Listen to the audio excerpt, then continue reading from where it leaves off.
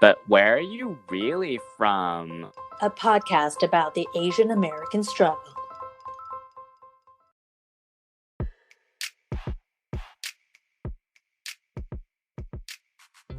Hi, I'm Jesse Lynn.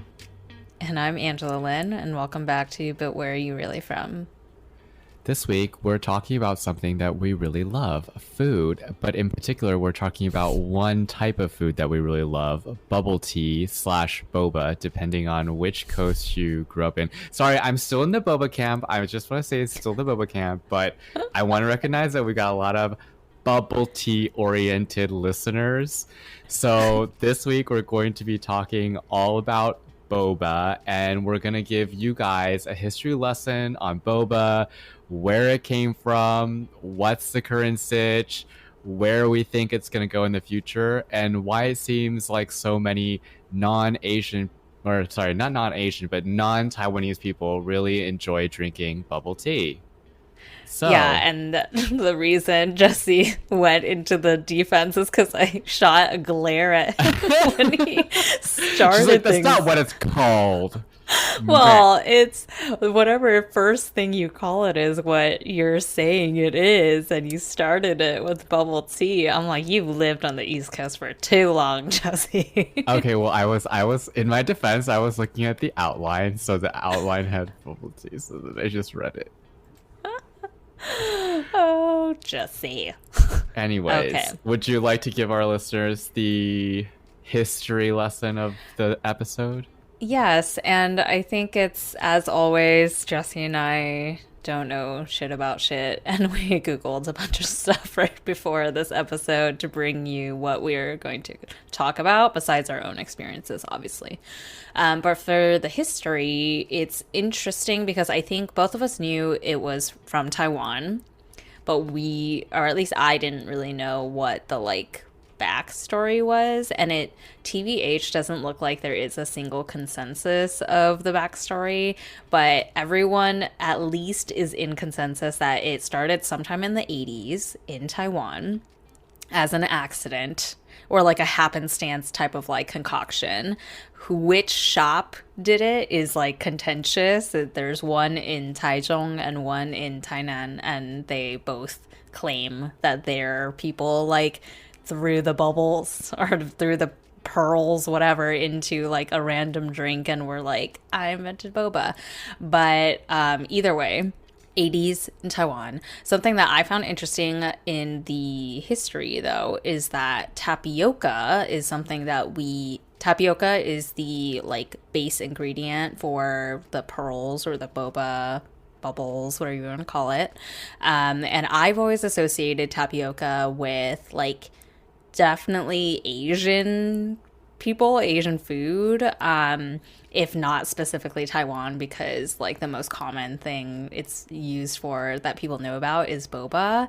But fun fact, which maybe you already knew but I didn't, is that tapioca first came to Taiwan between the late 1800s and mid 1900s during the Japanese colonization of Taiwan, where they brought it over from Brazil via Southeast Asia.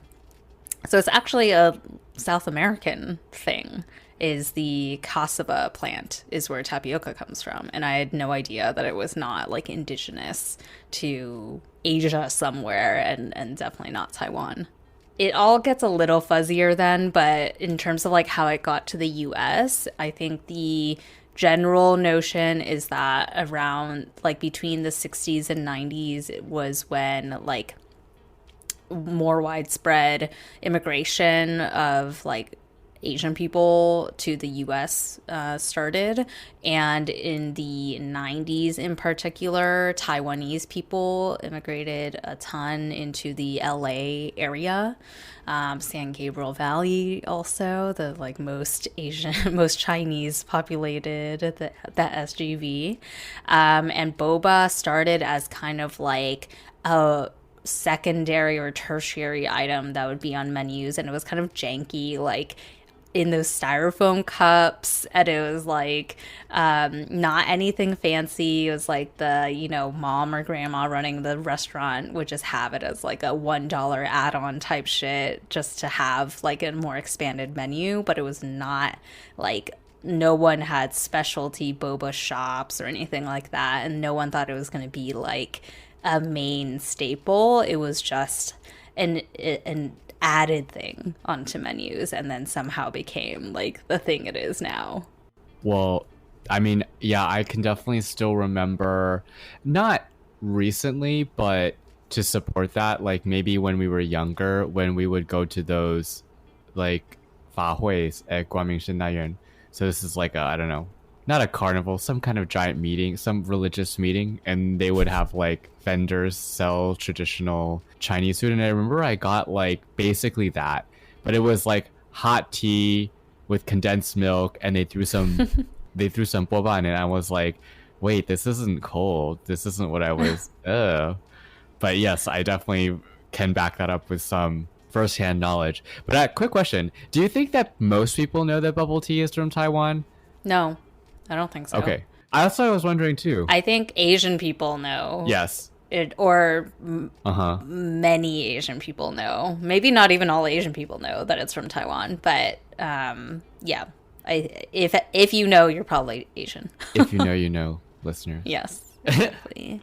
So, as we alluded to at the top of the episode, there's some contentiousness between the usage of bubble tea and boba.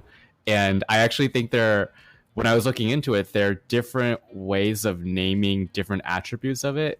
So, in one of the articles, it says the bubbles don't refer to the tapioca or the zhenzu. It refers to when you shake it, there's the milk bubbles at the top.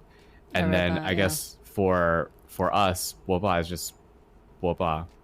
It's the whole drink. Yeah. But some people refer to it just as the pearls, the tapioca pearls. Well, actually, and then this relates to the other not historical, it sounds so ancient that way, but like the other fun fact about the like history of boba is that even though people debate about like which shop created it, no one debates where the name came from. The Boba nickname for it, which is super weird. It's named after a Hong Kong actress named Amy Yip, who was a sex symbol in the heyday, and her nickname was Boba because Boba is another way of talking about boobies, and she had big boobies, so it's so bizarro. I feel like Asian culture has like random, like very perverted tendencies, and this is like one of them, which is like, let's name this like fun drink that kids drink after boobs. Like, it's so bizarre. What do you think about this bubble tea versus boba? Like, when did someone first say bubble tea to you instead of boba? Somewhere on the East Coast, for sure. Do you think it was like was? very clear Okay. to me that it was an East Coast West Coast divide when I first heard it there, because and like I also read the same thing you read, that it technically was named bubble tea because of the bubbles of when you shake it, like the drink forms bubbles, but no one who talks about bubble tea is talking about that. Like, they straight up call the pearls the bubbles. So then everyone thinks the thing is called bubble tea because the pearls are the bubbles. So then I'm like, you're wrong. Like, that's not what it is. And it made me so pissed. But then, you know, I lived in New York for 7 years and you still live there, so you just kind of have to accept it at that point because no one calls it boba. But just like, you don't even know. It wasn't started here. I mean, it wasn't started in the U.S. in general, but then the first U.S. outpost was definitely West Coast. So then it just became like a West Coast, East Coast thing, I think.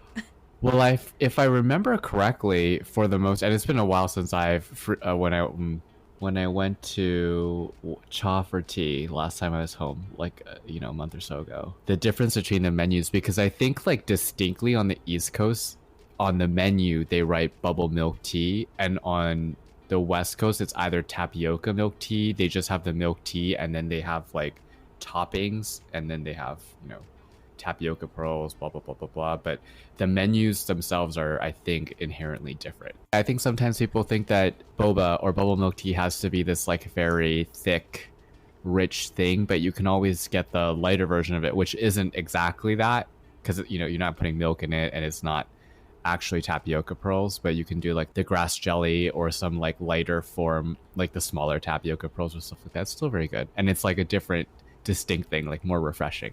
Yeah, so I think that's also something interesting is that, well, we're tapping into like two different things here, right? Like one is like the idea of boba, or what can be encompassed by it, is not just a tea with milk and the tapioca pearls, which is like the most default thing. Like you're saying, there's so many varieties now of like types of tea, or like if there's milk or no milk, if there's fresh fruit or no fresh fruit, if you want boba or you want like pudding as your topping, or like random other shit as your topping, right? And then, but all of those things can be called boba. Like when you're saying like I want to go get boba, it doesn't mean that you are just going to get like that default thing. You're maybe you have 0 tapioca pearls in your thing and no milk like me, and this is still considered like a boba run, right? Yeah. So that's one whole thing, and I think we want to talk about like the new trends in boba flavors and stuff too. But something that you really dug into, which I want to pick apart as well, is more the like cultural significance of boba in like Asian American life. Because for me, I have never been like a huge boba fan in general. I think I liked it when it first came out because I was like, oh, this is fun and new, and like I was younger then too, so I was like yum sugar and like chewy things, I don't know. Yeah. But then as I got older, I didn't like it that much. So if I got it, I would get it without the boba pearls, or I would just go to like hang out. So it wasn't so much that I was craving the boba itself. It was like friends would be like, hey, I want to go get boba. You want to come? And I would be like, well, I want to hang out. So yeah, I'm going to go get the boba with you. And we'd sit there at Lolly Cup. That was like my most common. I don't think it was as big of a thing for you because maybe it was too far for you and your high school, but like for kids at my school, we went to Lolly Cup, which was like a very big thing in the 2000s in Irvine, Orange County area, for boba. And I would get like the crispy chicken, which is a very like Taiwanese street food snack that is often served with boba, and we'd stay there for like hours on end. And I bought the thing just to have an excuse to be there, but I wasn't there because I was like, I'm craving boba, versus other people probably were. Yeah, I mean, I think one of the articles did dive into it. It's also from Eater, which is how bubble tea became basically like this thing of a generation. And it does talk about how it's almost like emblematic of a specific generation of Asian Americans because of how many life things that it's tied to. Like you're saying, it isn't just about getting the drink, but it's like hanging out with your friends, like when you're in the Lolly Cup, or I used to go to Tapioca Express a lot. When you're in the Lolly Cup or Tapioca Express, there's always like flyers and posters and stuff for Taiwanese things or like Chinese things. So like part of it's like you're there to get the drink, part of it's like you're there to hang, and then like also while you're there, you're like subtly absorbing Asian culture things. So they would play like Taiwanese pop music, and they would have all these like things that are from what was the contemporary culture of Taiwan back then. Yeah, and that article did touch on this, and I don't think I recognized this in my own like history until I read part of that article. But it's like these were safe spaces for us, right? Because it was like it's one of the few places where you would go and everyone was Asian American. I mean, not everyone. Sometimes they brought their white friends or whatever, but it was like the majority of the people there are Asian American. And it was one of the few spaces where you would be the majority. And that's like somewhere special for, for people that are part of a minority group. So I don't think I recognized that at the time, but I think I did feel a level of comfort going, and I the like purchase of the boba was your ticket in. So I gladly paid it, even though I didn't want it that much. But yeah, we'd stay there for like 4 hours, 3 to 4 hours, just like hanging there and feeling comfortable with ourselves. That's interesting because, like, as you mentioned that, I was also thinking about, like, how I could feel more comfortable being, like, flexing my Asianness in that space than other places. Like, when you go to some Asian places and you're like, oh, I can say the language and I feel like, yes, power. That was the kind of place where you're like, I know all the words to the food in the menu. Like, I can actually order in Chinese. Like, so yeah. Do you love ramen, Jesse? Oh my god, yes. Don't you hate the shitty instant ramen we have here in the States, though? Totally and completely. What if I could tell you that you could get premium instant ramen direct from Japan delivered straight to your door? Did you know that in Japan, instant ramen is actually legit? They put a lot of care into using high quality ingredients for the soup, the noodles, and the toppings. But how do I get access to that when I live here? Well, bitch, you're in luck. We've teamed up with 5 AM Ramen, a business based out of Tokyo that is obsessed with all things ramen.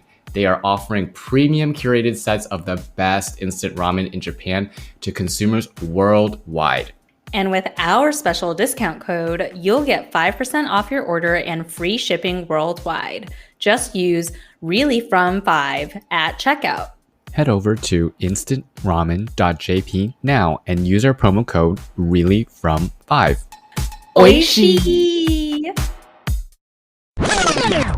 Yeah. Well, actually, let's break that down further because I think there's an interesting, like, it started a while ago, but I think it's certainly, like, diverging further now, which is that the article that you sent and we read is postulating that boba is like integral to Asian American culture, not just like Asian immigrant culture, but Asian American, one of the first things that kind of like signaled Asian American identity, right?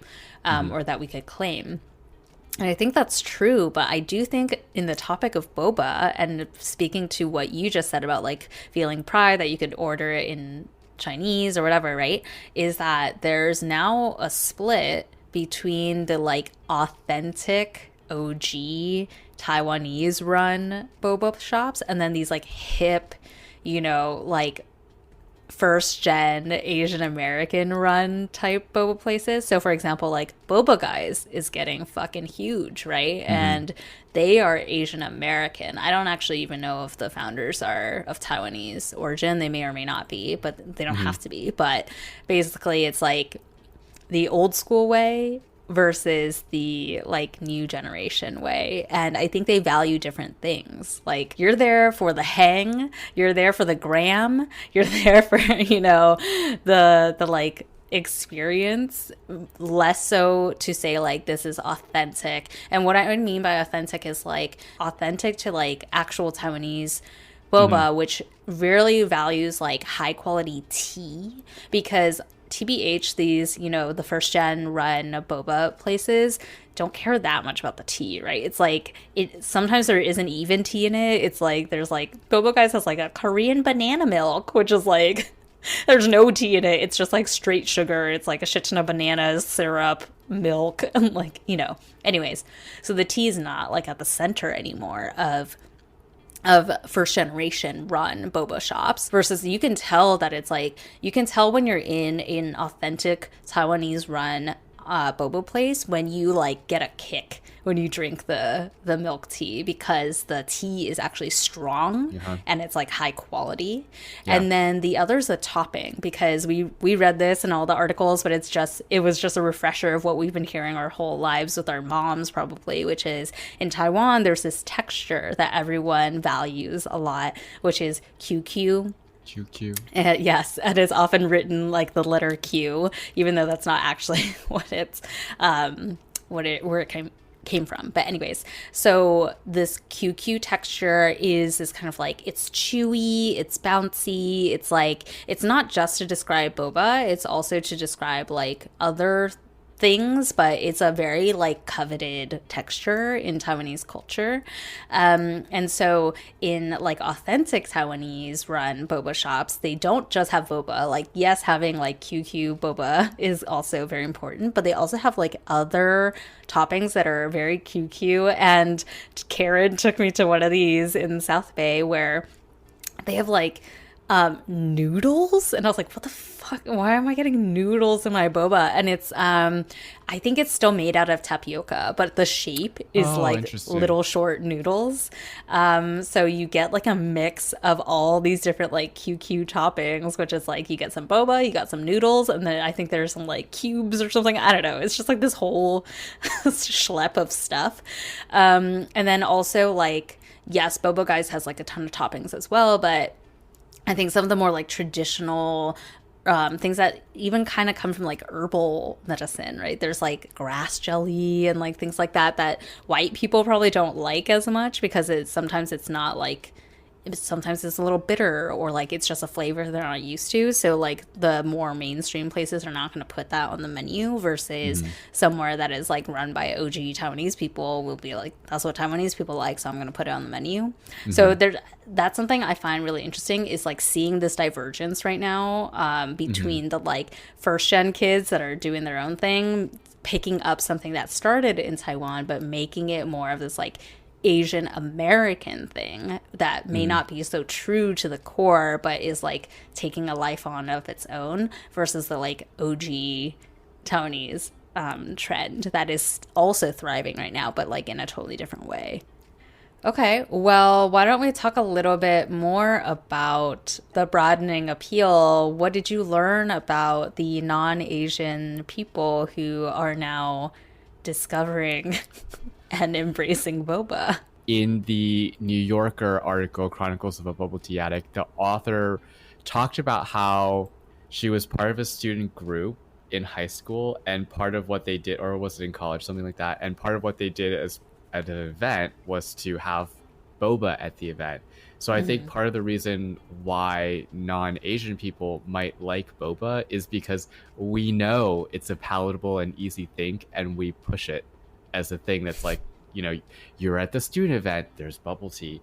You're at the blah, blah, blah, there's bubble tea. It's like it's easy to drink, very accessible. So we push it as like this is a, you know, easy to digest, no pun intended, thing from our culture that you'll enjoy because the people in popular culture like it, and it's easy to stomach, for lack of a better term.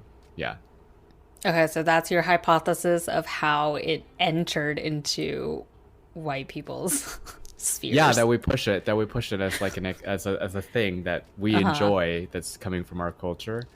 I also think that because it's so not synonymous, but because it is so intertwined with like Asian American culture from the 90s, it's now become like a studyable thing. So when I was Googling around, I found a partial thesis submission called "Wanna Get Boba? The Bond Between Boba and Asian American Youth in San Jose, California." So it's like, so, as you were mentioning, it's so ingrained into some people's lives, not in a way that they're thinking about it consciously, but like there are some patterns of things that they're doing in pursuit of the boba that now it's become a thesis studyable thing. So I think that because of its popularity and its connection with Asian American culture in the US, it's also become more noticeable. Okay, shall we move into trends in boba? Yes, trend alert. Yeah, so I looked up a lot of shit because I felt very unknowledgeable about this topic, since I'm not like that into boba. And TBH, the trends that are still floating in the US are not that like crazy. I'm like, oh, I've heard of this already. You know, this is like, I didn't know this was still a trend. I think we just wanted to have this fun conversation because to see like the evolution of it and how like some crazy combos have popped up. I think in the US the craziest shit is still the like cheese foam thing. Oh, the that cheese seems to foam. be like that seems to be the most like out there thing that is definitely caught on and people love it. I haven't tried it yet. Have you? I think I have. I think I have. Did you like It's, it? yeah, it's, I mean, it's, you know, I don't think you can not like it. It's like, well, that's a lie. I was gonna say it's like not liking chocolate, but I know some people don't like chocolate. If you like sweets in general, you'll like it. See, that's my thing. I'm not a huge, like, when I order boba, I order 25% sweetness or 0% I don't think you'll like it. It's very, Yeah. it's very rich. It's very Yeah, rich. so, and I had to look it up because I was like, "Are you melting cheese and putting it on boba?" Because I don't understand, but it's cream cheese, right? It's like it's like whipped Yeah. cream cheese with some salt on top, so that there's like a savory element to it. But it's not like American craft cheese melted onto your boba or something. No, when I no, first heard like- it, I was like, "Gross! What?" No.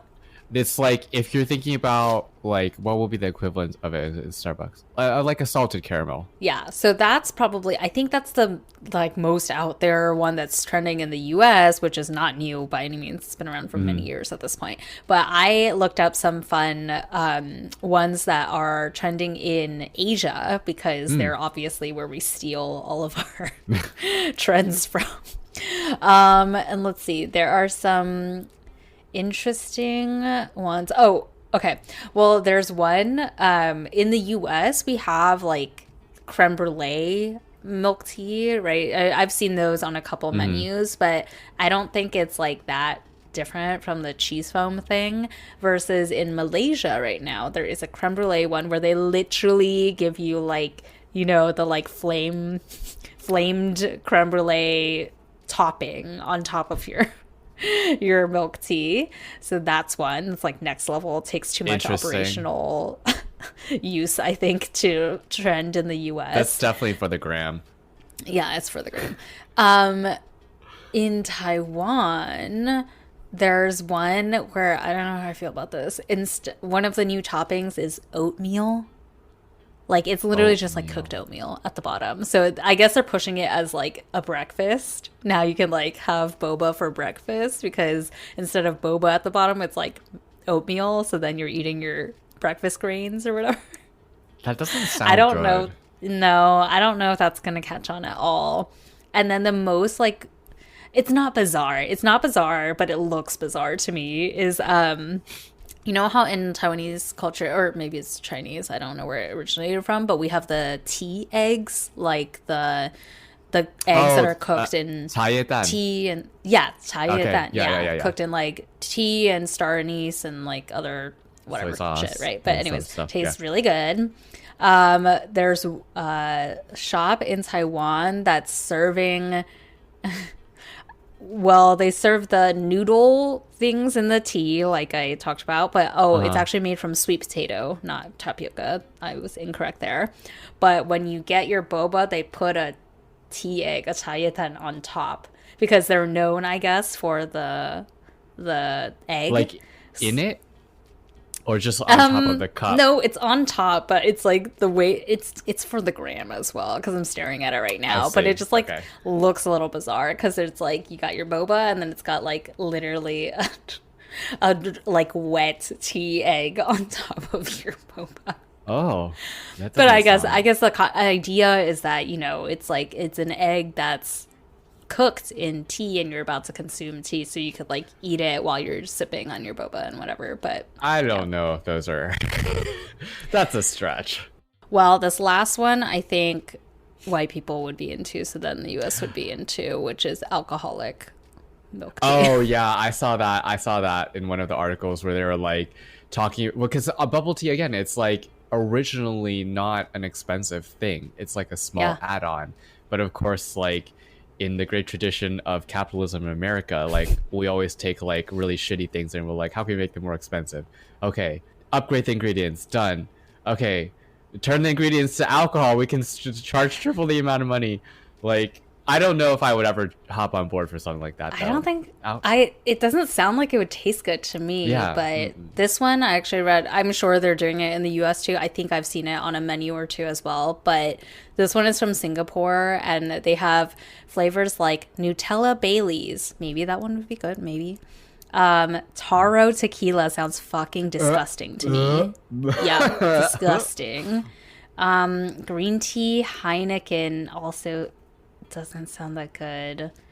and then pineapple thyme rum. I mean, I guess once you start removing any semblance of milk tea from it and you're just putting alcohol and like a fruity thing together, that's fine. But that's not really boba. Like...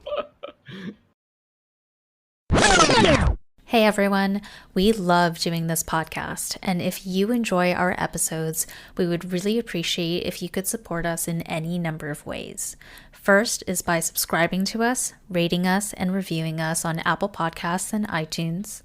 Second is by telling a friend.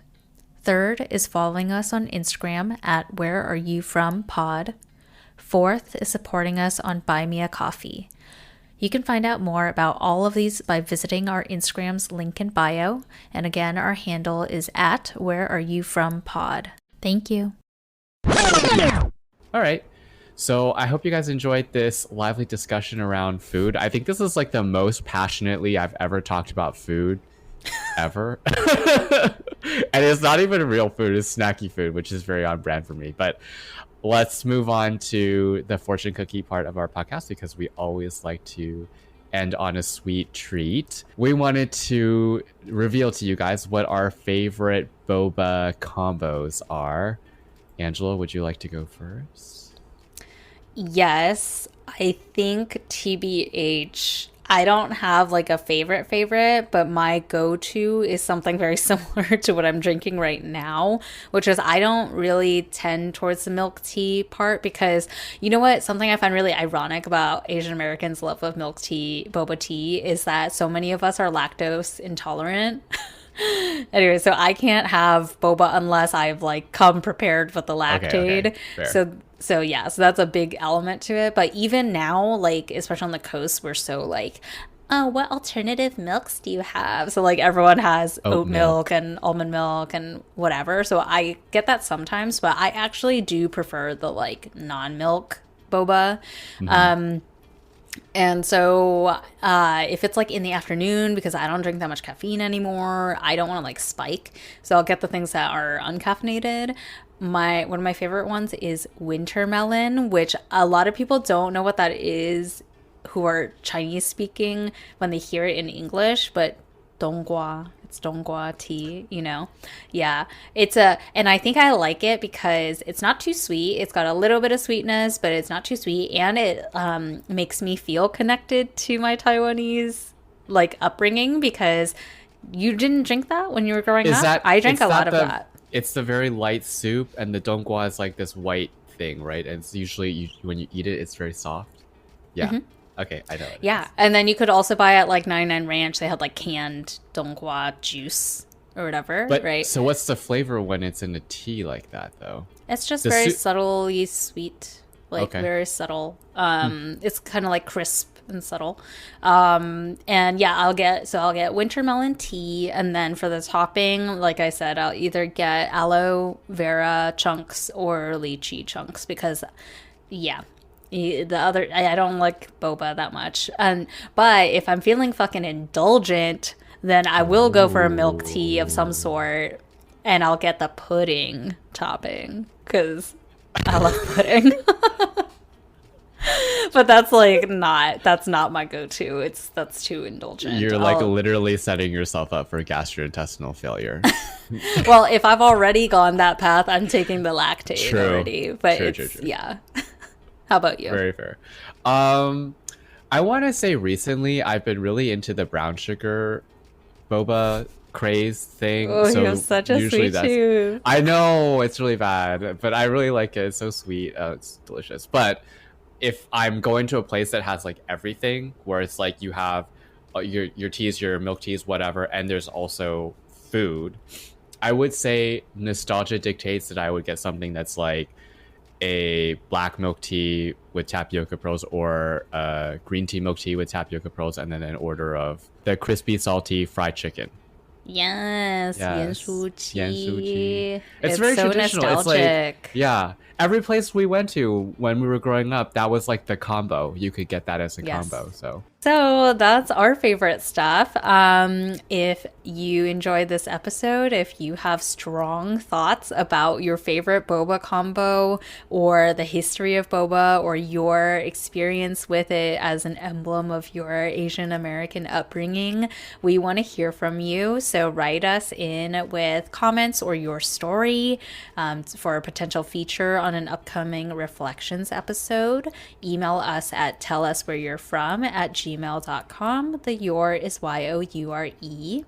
And as always, come back next week for a fresh new episode. But until then, 再见, bitches.